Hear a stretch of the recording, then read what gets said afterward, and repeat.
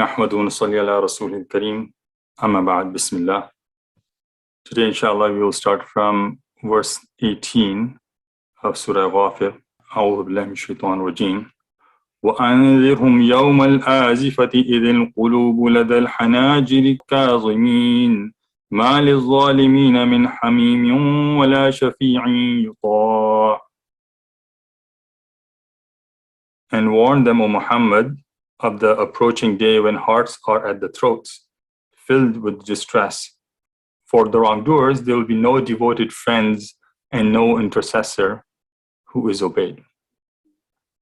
Yawm al-Azifa means Yawm al-Qiyamati liqurbiha. Day of Judgment is called the approaching day because of its closeness to our time.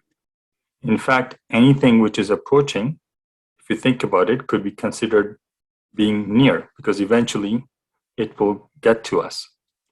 In Surah Najm, verse 57, Allah subhanahu wa ta'ala says, Azifatil Azifa, the approaching day has approached. And then in Surah Qamar, verse number 1, Iqtarabatis sa'atu wa inshaqqal qamar, the hour has come near and the moon has split in two. So there are other references in Quran which tell us how near the Day of Judgment is. Then this term, ladal hanajir, meaning their hearts are in the throat. قُلُوبُهُمْ عِنْدَ حُلُوقِهِمْ مِنْ شِدَّةِ الْكَرْبِ. Due to extreme fear, it is as if their hearts will be in their throats. And كَاظِمِينَ means سَاكِتِينَ عَلَى مَا فِي قُلُوبِهِمْ مِنَ الرَّوْعِ الشَّدِيدِ, that they'll be silent due to great terror in their hearts. Or مُمْتَلِئِينَ غَمًّا وَحُزْنًا, full of grief and sorrow. So in summary, there will be no support available on the Day of Judgment. There will be a lot of fear and terror because of what's about to come in terms of accountability. There's also the entire situation of extreme heat, people perspiring to different levels of their body, and of course the waiting to be taken into account, that concern of what might happen next. So there will be many fears on that day, and neither close friend or an ally or any relative or even intercessor of any stature can assist wrongdoers that day.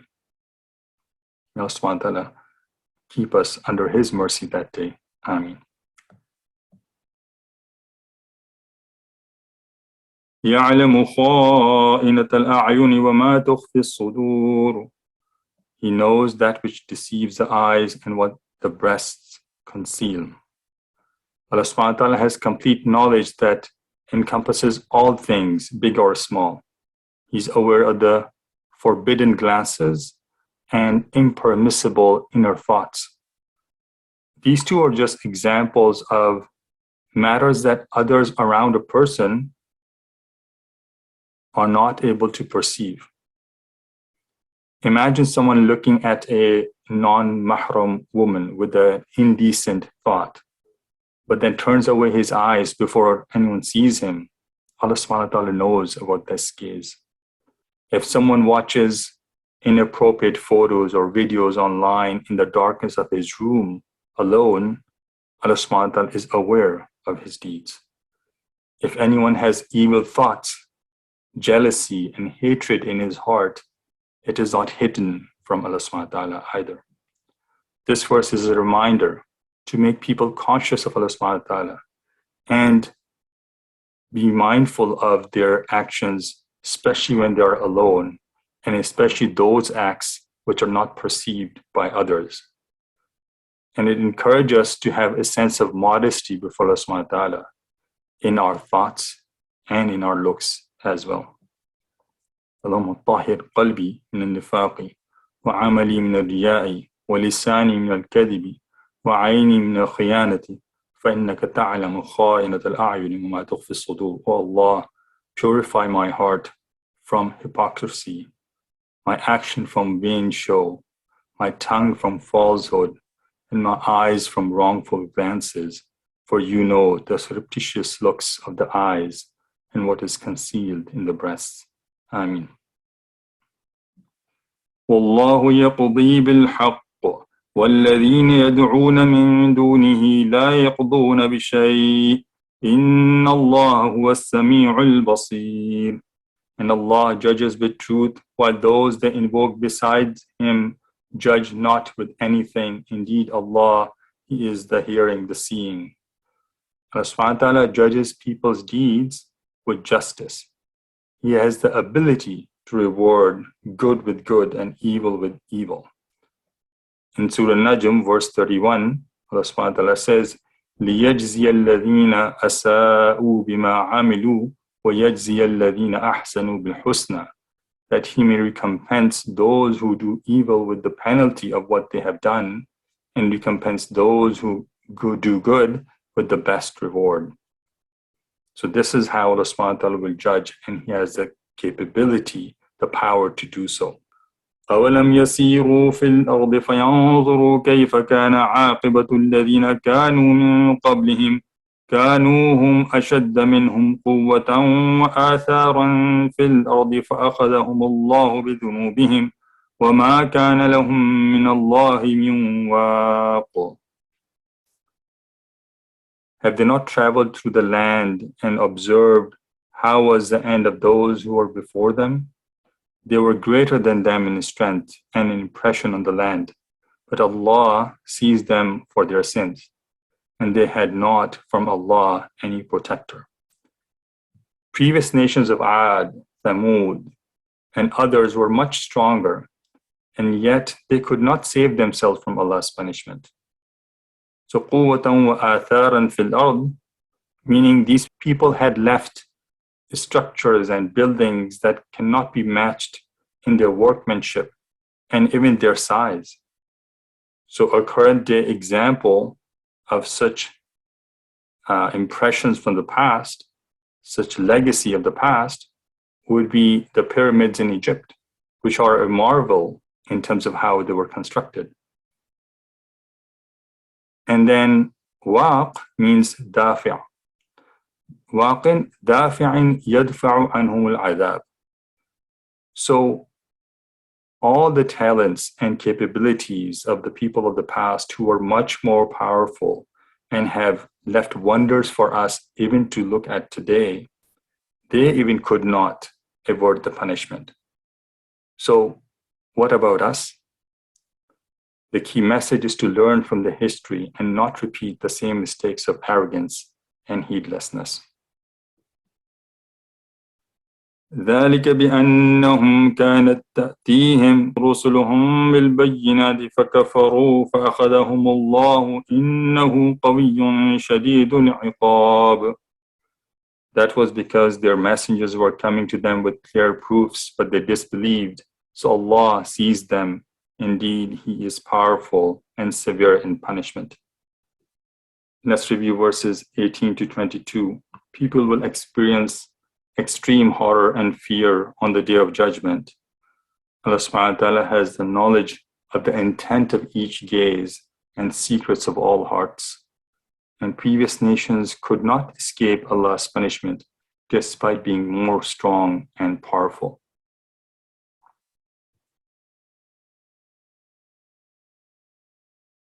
وَلَقَدْ أَرْسَلْنَا مُوسَى بِآيَاتِنَا وَسُلْطَانٍ مُبِينٍ إلى فرعون وهامان وقارون فقالوا ساحر كذاب. And we did certainly send Musa with our signs and a clear authority to Fir'aun, Haman, and Qarun, but they said he is a magician and a liar. Allah subhanahu wa ta'ala describes the story of Musa alayhi salam and Fir'aun to Nabi sallallahu alayhi wa sallam in these verses, and it is to console Nabi sallallahu alayhi wa sallam, since people of Makkah had rejected him, similar to how Fir'aun and his people had rejected Musa alayhi salam. And with Musa alayhi salam, there were clear signs, like his staff that used to turn into a snake, and turning of his hands glowing white without any disease, and many other signs that were given to Musa alayhi salam. And yet Fir'aun and his advisor Haman and the rest of his people did not believe. They called Musa alayhi salam a magician and liar.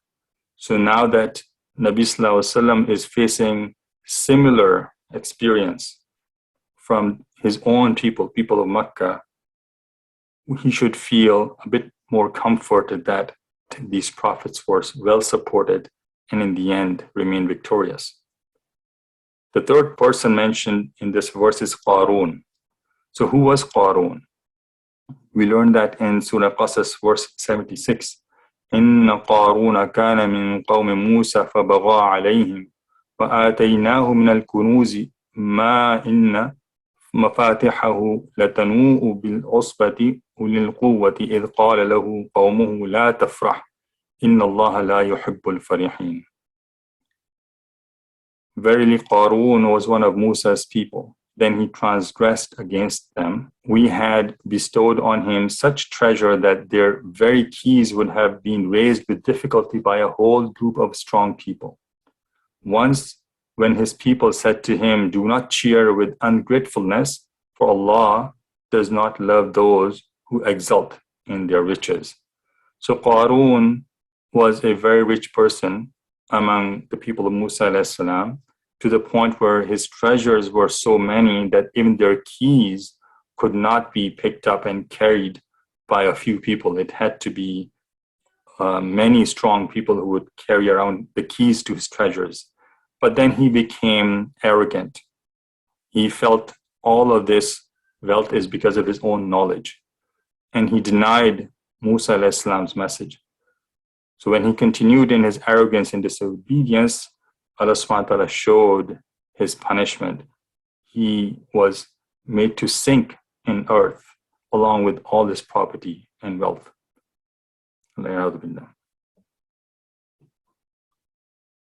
فَلَمَّا جَاءَهُم بِالْحَقِّ مِنْ عِندِنَا قَالُوا اقْتُلُوا أَبْنَاءَ الَّذِينَ آمَنُوا مَعَهُ وَاسْتَحْيُوا نِسَاءَهُمْ وَمَا كَيْدُ الْكَافِرِينَ إِلَّا فِي ضَلَالٍ.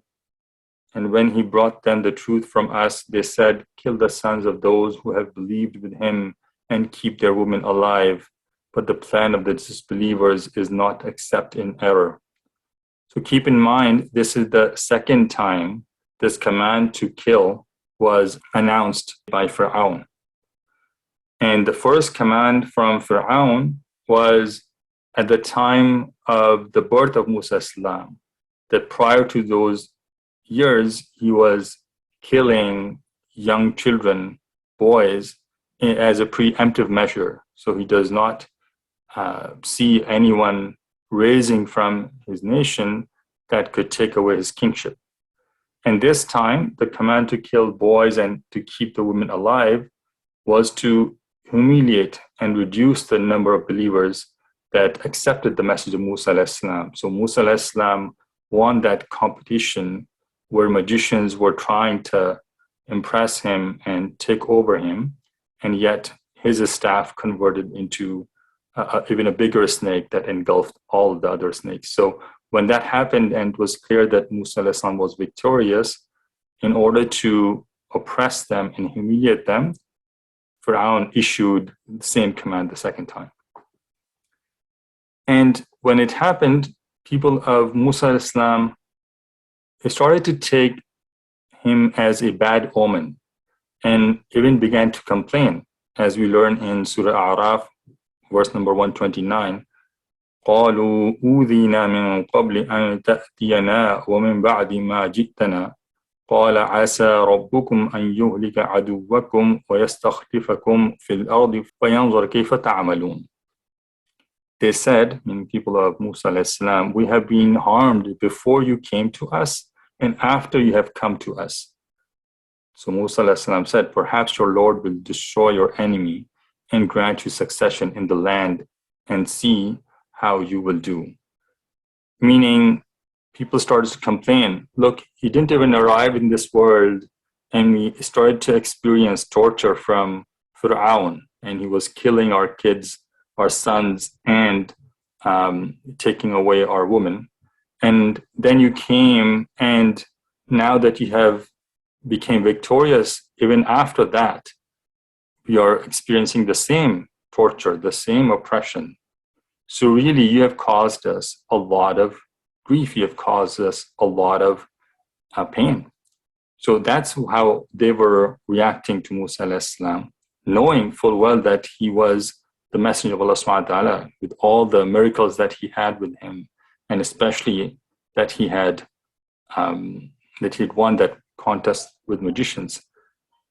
And Musa alayhi salam then replied that perhaps Allah subhanahu wa ta'ala will test you later on. Towards the end of the verse, وَمَا كَيْدُ الْكَافِرِينَ إِلَّا فِي ضَلَالٍ, Allah subhanahu wa ta'ala mentions how all the plots of disbelievers were full of errors, meaning that they were destined to fail. وَقَالَ فِرْعَوْنُ ذَرُونِي أَقْتُلْ مُوسَى وَلْيَدْعُ رَبَّهُ إِنِّي أَخَافُ أَن يُبَدِّلَ دِينَكُمْ أَوْ أَن يُظْهِرَ فِي الْأَرْضِ الْفَسَادَ. And Fir'aun said, let me kill Musa and let him call upon his Lord. Indeed, I fear that he will change your religion, or that he will cause corruption in the land. وَقَالَ مُوسَى إِنِّي عُذْتُ بِرَبِّي وَرَبِّكُمْ مِنْ كُلِّ مُتَكَبِّرٍ لَا يُؤْمِنُ بِيَوْمِ الْحِسَابِ. But Musa said, indeed, I have sought refuge in my Lord and your Lord from every arrogant one who does not believe in the day of account. Fir'aun ordered his soldiers to kill other people and planned to execute Musa alayhi salam himself. And in doing so, he proclaimed that he is doing it for the welfare of his people.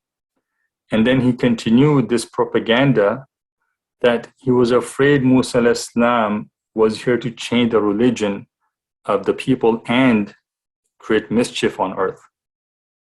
What did Musa alayhi salam do in return? He took the protection of Allah subhanahu wa ta'ala by saying, Inni a'udhu bi rabbi wa rabbikum. I seek refuge in my Lord and your Lord.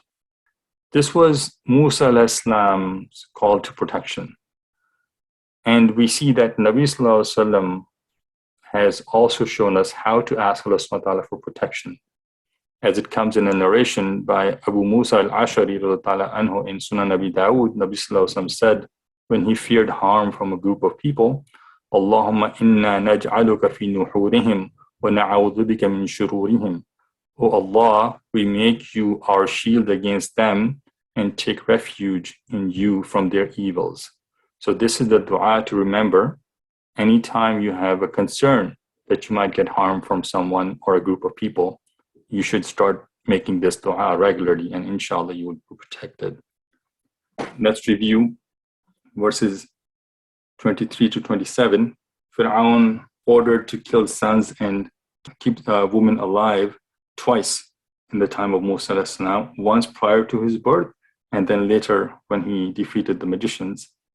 And the plots of disbelievers are bound to fail, no matter how much they attempt to make them perfect. And the best protection for a believer is to take refuge in Allah subhanahu wa ta'ala. وقال رجل مؤمن من آل فرعون يكتم إيمانه أتقتلون رجلا أن يقول ربي الله وقد جاءكم بالبينات من ربكم وإن يك كاذبا فعليه كذبه وإن يك صادقا يصيبكم بعض الذي يعدكم إن الله لا يهدي من هو مسرف كذاب. And a believing man from the family of Fir'aun who concealed his faith said, do you kill a man merely because he says, my Lord is Allah, while he has brought you clear proofs from your Lord? And if he should be lying, then upon him is the consequence of his lie. But if he should be truthful, they will strike you some of what he promises you. Indeed, Allah does not guide one who is a transgressor and a liar. Musrifun means mutajawizun lil haddi bi tark al haqq wa ittiba' al batil, someone who transgresses the boundary by leaving the truth and following the falsehood. When Fir'aun declared to kill Musa alayhi salam, a believing person from Fir'aun's family came forward to oppose this decision and avert the execution of Musa alayhi salam.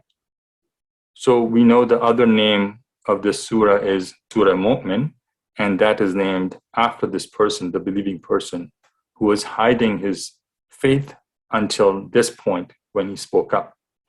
And some Mufassirin say that he was actually a cousin of Fir'aun, and was the same person who advised Musa alayhi salam to leave the city upon killing the Qubti by mistake. So as it comes in Surah Qasas, verse number 20, وَجَاءَ رَجُلٌ مِّنْ أَقْصَى الْمَدِينَةِ يَسْعَى قَالَ يَا مُوسَى إِنَّ الْمَلَأَ يَأْتَمِرُونَ بِكَ لِيَقْتُلُوكَ فَاخْرُجْ إِنِّي لَكَ مِنَ النَّاصِحِينَ. And a man came from the farthest end of the city running. He said, O Musa, indeed the eminent ones are conferring over you, intending to kill you. So leave the city. Indeed, I am to you of the sincere advisors. So this person who is mentioned in Surah Qasas, Mufassirin say that is the same person who spoke up in favor of Musa alayhi salam at this point. So this person raised a concern, talking to Fir'aun. أَتَقْتُلُونَ رَجُلًا أَن يَقُولَ رَبِّيَ اللَّهُ وَقَدْ جَاءَكُمْ بِالْبَيِّنَاتِ مِنْ رَبِّكُمْ. Are you going to kill a person who calls to Allah with clear signs as his Lord? And then he presented his argument.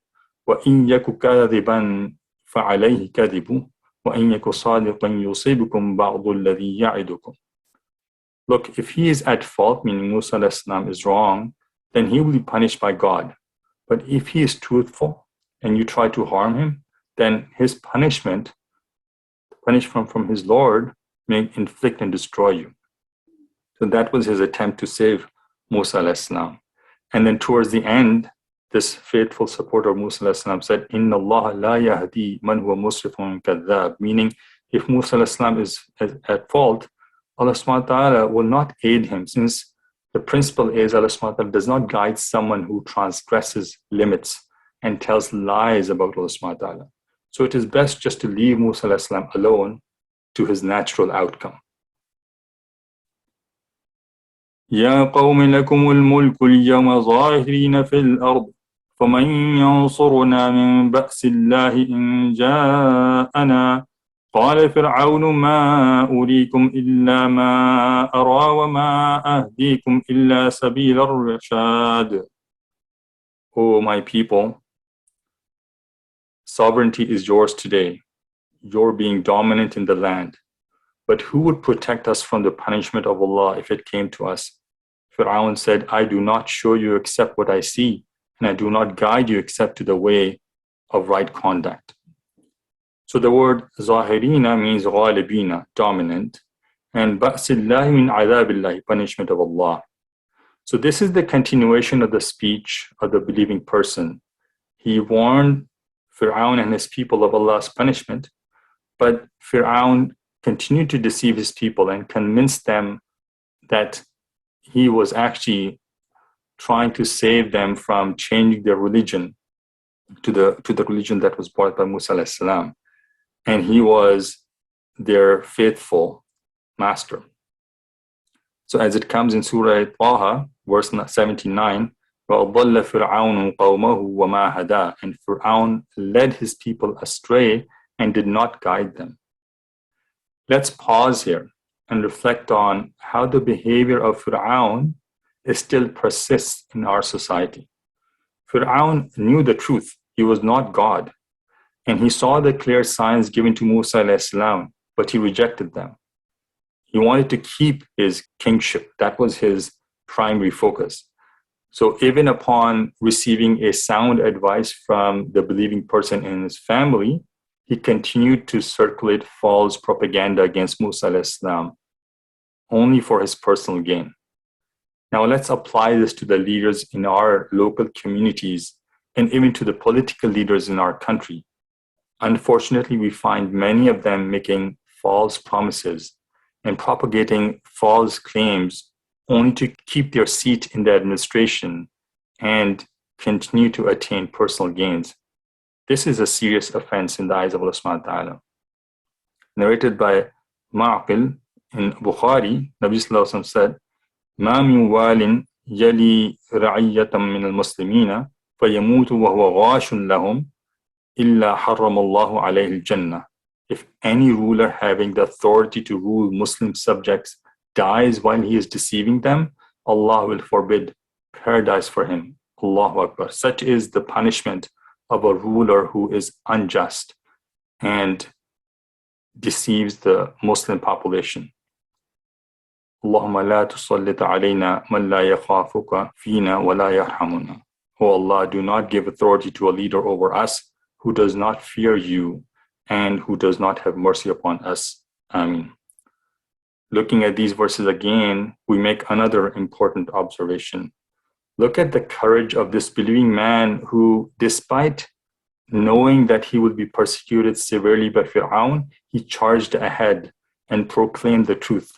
And this is indeed a virtuous act in the path of Allah subhanahu wa ta'ala. Narrated by Abu Sa'id Khudri radhiyallahu anhu in Tirmidhi, Nabi sallallahu alaihi wasallam said, "Inna min a'zamil jihadi kalimata adlin inda sultanin ja'ir." Indeed, among the greatest types of jihad is a word of truth in front of a tyrannical ruler. Let's look at the summary of verses 28 and 29. Allah subhanahu wa ta'ala does not guide a person who transgresses limits and tells lies about him. No power can divert Allah's torment, and tyrants and oppressors use false propaganda to maintain their authority and to gain control as well as personal advantage for themselves. We'll stop here, inshallah. ربنا تقبل منا إنك أنت السميع العليم وتب علينا إنك أنت التواب الرحيم